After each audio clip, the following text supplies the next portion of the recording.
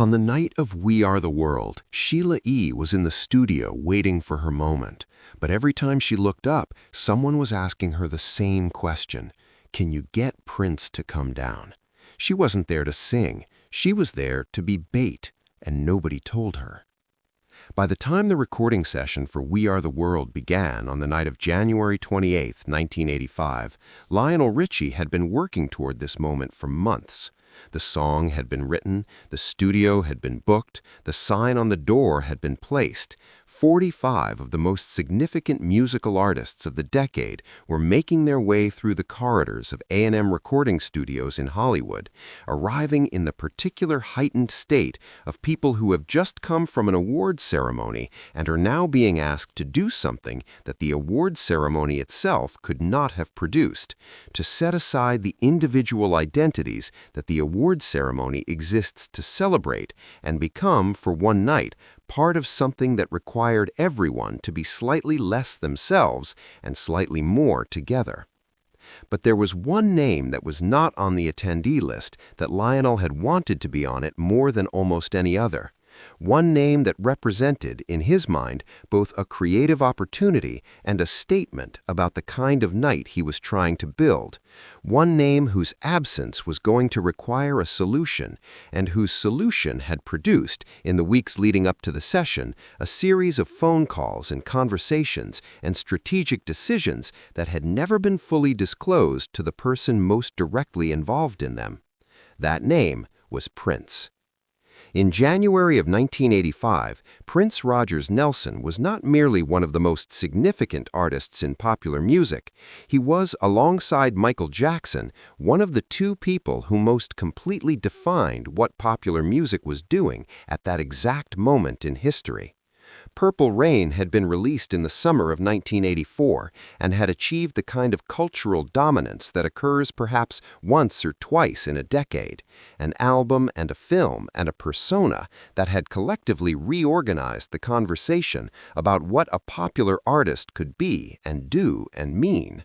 Prince and Michael Jackson were, in the language of the music industry, competing for the same space at the top of the same mountain, and the tension between them was real and had been acknowledged by people close to both of them. Lionel understood all of this. He also understood that having Prince and Michael Jackson in the same room, singing the same song for the same cause, would be something beyond what the night could otherwise achieve, a statement that transcended music and spoke directly to the question of what was possible when the people who might otherwise position themselves as competitors chose instead to stand together. He had reached out to Prince. The conversation had not gone the way he hoped. Prince was willing to contribute. He had a specific proposal. He would play a guitar solo. He would do this in another room, a separate space from the main recording area where he could work without being in the same physical environment as everyone else. Lionel had listened to this proposal with the patience of someone who understood that Prince's relationship with collaborative situations was complicated, and then he had explained that this was not how the session was structured. Everyone was in the same room. That was the point. The song was not a collection of individual contributions assembled in separate spaces. It was 45 people in a room together choosing to be there, choosing to be part of something that required their actual presence rather than just their participation. No other room was available. No other arrangement was possible. Prince did not come. This left Lionel with a problem that required a solution, and the solution that presented itself was Sheila E. Sheila Escovedo had been one of the most significant percussionists and vocalists in popular music for several years.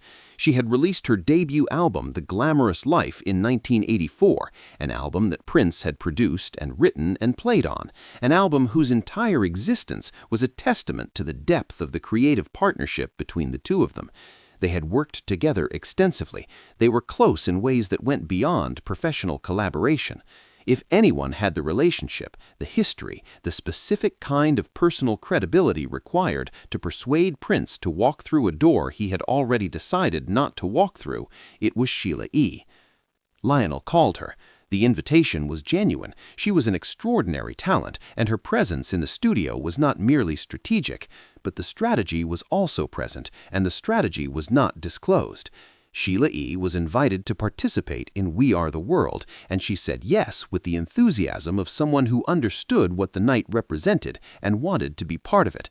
She came to the studio, she signed in, she moved through the corridors with the other artists, feeling, as she would later describe it, like a dream come true, the specific pleasure of being in a room with people whose work she had admired, being treated as an equal by people whose names she had grown up hearing. She participated in the group chorus at the beginning of the session. She sang with everyone else the collective sections that required all 45 voices together, building the foundation that the individual solos would be set against. And then she waited. She waited for the moment when her name would be called, when her solo verse would begin, when the night would produce the specific experience she had come here to have, not just being part of the background, but contributing something that would be heard distinctly, her voice among all those voices, her specific presence acknowledged in the final recording. The night moved forward.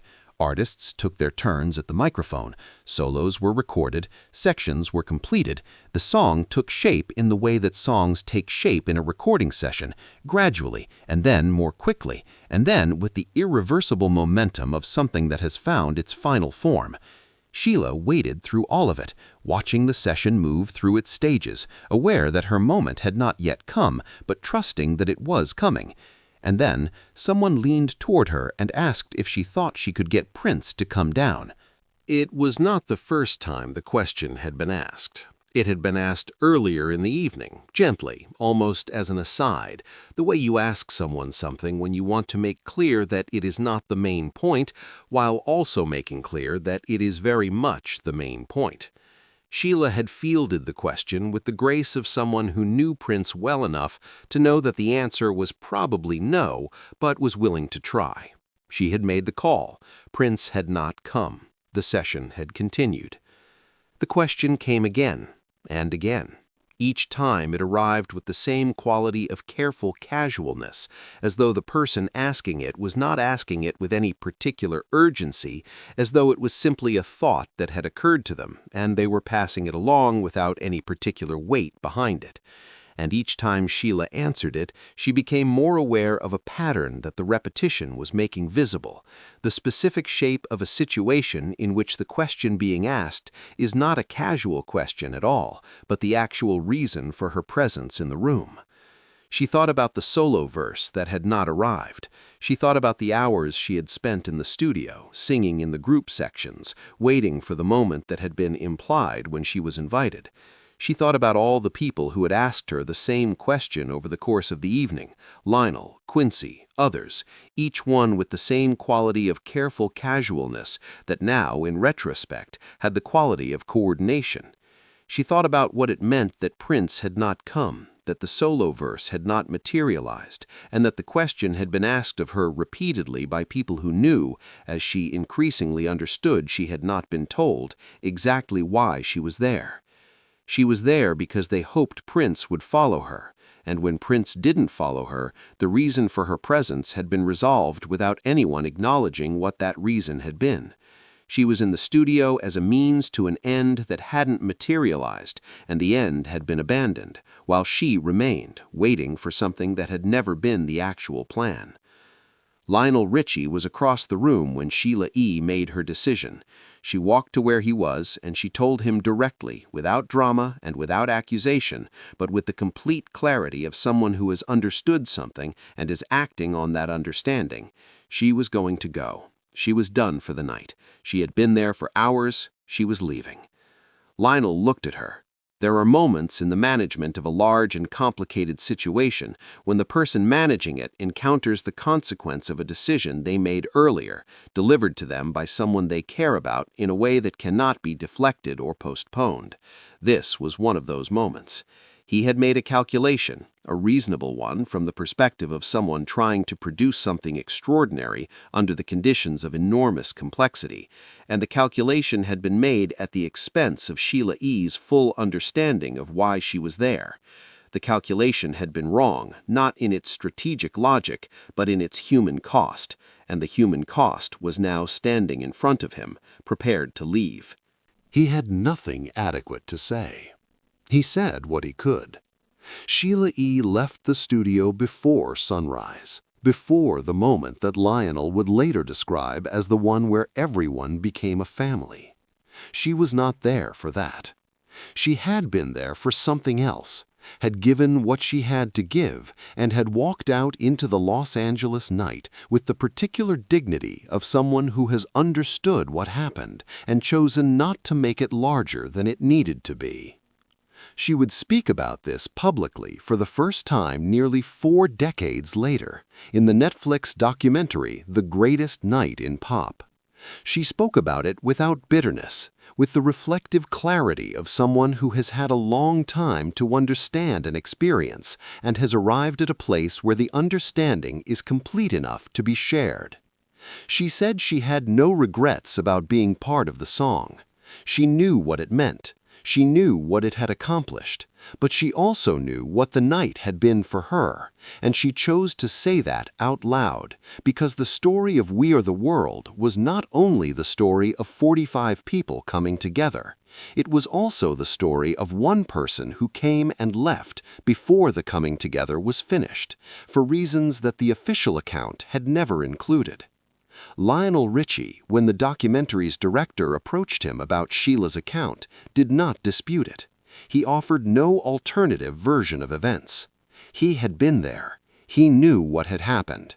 And in not disputing it, he acknowledged something that the night's mythology had previously obscured, that extraordinary things are sometimes produced through means that are less than extraordinary, that the best intentions and the greatest causes do not always protect the people caught in the machinery of their execution, and that Sheila E. deserved to have her experience of that night acknowledged alongside everyone else's. We Are the World raised $60 million. It was heard by billions of people. It changed what was possible in the relationship between popular music and humanitarian purpose. All of that is true. Also true is that on the night it was recorded, a woman who had given her voice and her time and her connections to the effort walked out of the studio before sunrise because nobody had told her the truth about why she was there. Both of these things happened on the same night, in the same building. The Greatest Night in Pop contained both of them, and the full story requires both of them to be told. If this story moved you, make sure to subscribe and hit the like button.